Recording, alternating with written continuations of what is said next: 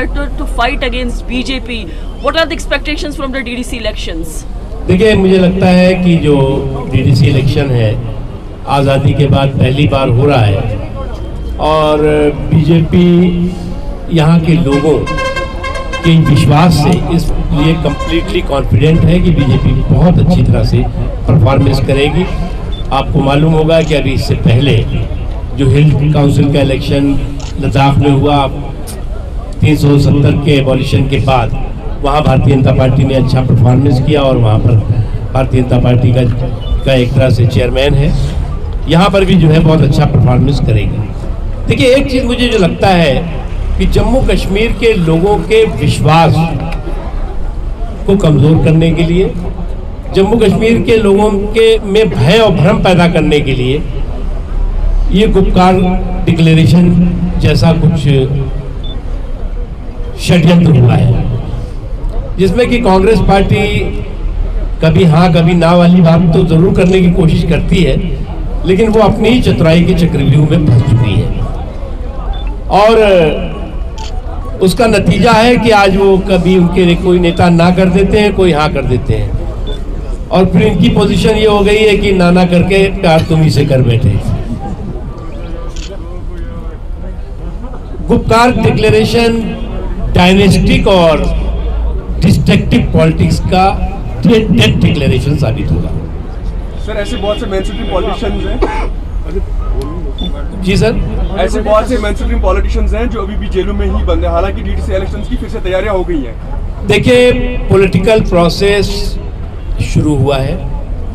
ये बहुत पहले से ट्रांसपेरेंट और इंडिपेंडेंट पॉलिटिकल प्रोसेस इस देश में, इस जम्मू कश्मीर में होना चाहिए था, लेकिन आपको अच्छी तरह मालूम है कि जैसा कि मैंने कहा कि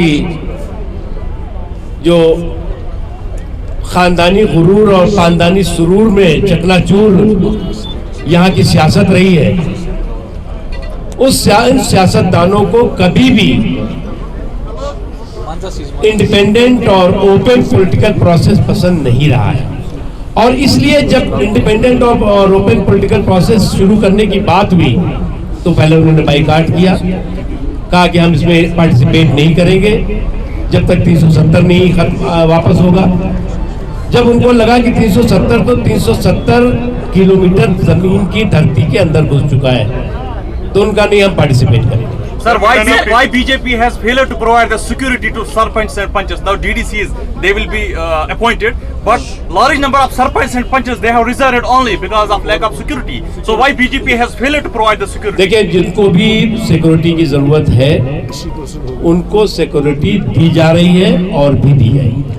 Sir, Umar Abdullah yesterday has आपका आर्गुमेंट था कि यहाँ पे कई सारे लोगों को इससे मुश्किलात हो रही है, जैसे फॉरेस्ट राइट्स एक्ट को लागू नहीं किया जा रहा है।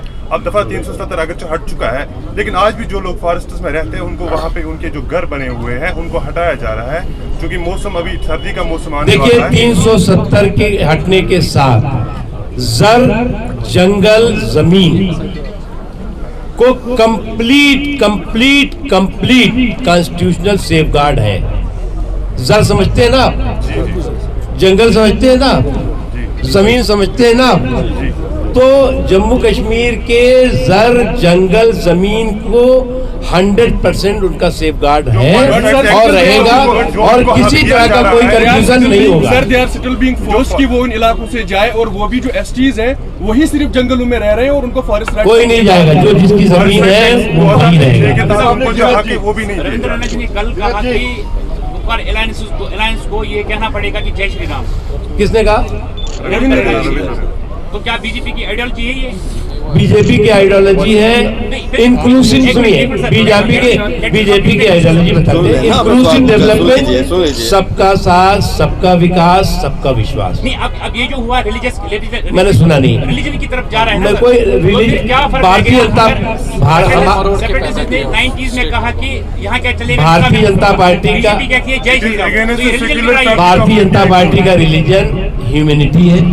भारतीय जनता पार्टी का रिलीजन नेशनलिज्म है, भारतीय जनता पार्टी का रिलीजन जो है डेमोक्रेसी है, और भारतीय जनता पार्टी का रिलीजन सेकुलरिज्म है। Sir, two states have yesterday Umar Abdullah- and they think, sir, two states have और लोगों Sir, there are two questions. That one, yesterday Umar tweeted that the BJP ruling here directly, they are not allowing the candidates to campaign. Their campaigning is being stopped. One is this. The another encounter that was reported today in Jammu, in which 4 Jaish terrorists were neutralized. Pakistan trying to destabilize Kashmir during the DDC polls. How is central government reacting to these two देखिए, things? पहली बात यह है कि कोई भी दुनिया की ताकत हिंदुस्तान के किसी भी हिस्से को डिस्टेबलाइज नहीं कर सकती। नंबर 1, मोदी जी के रहते तो बिल्कुल भी नहीं कर सकती, चाहे पाकिस्तान हो और चाहे पाकिस्तान का कोई बाप हो। दूसरी चीज जो है कि आज हिंदुस्तान और हिंदुस्तान के लोग, जम्मू कश्मीर और जम्मू कश्मीर के लोगों के अंदर कंप्लीट कॉन्फिडेंस पैदा हुआ है, और उस कॉन्फिडेंस को हमें मजबूत करना है। कुछ लोग उसको कमजोर करने का षड्यंत्र करने की कोशिश कर रहे हैं। उसमें जो है वो नेशनल कॉन्फ्रेंस भी है, कांग्रेस भी है, पीडीपी भी है, और उनके जो और इस तरह का सिंडिकेट है जिसे कहते हैं गुपकार सिंडिकेट, वो भी है।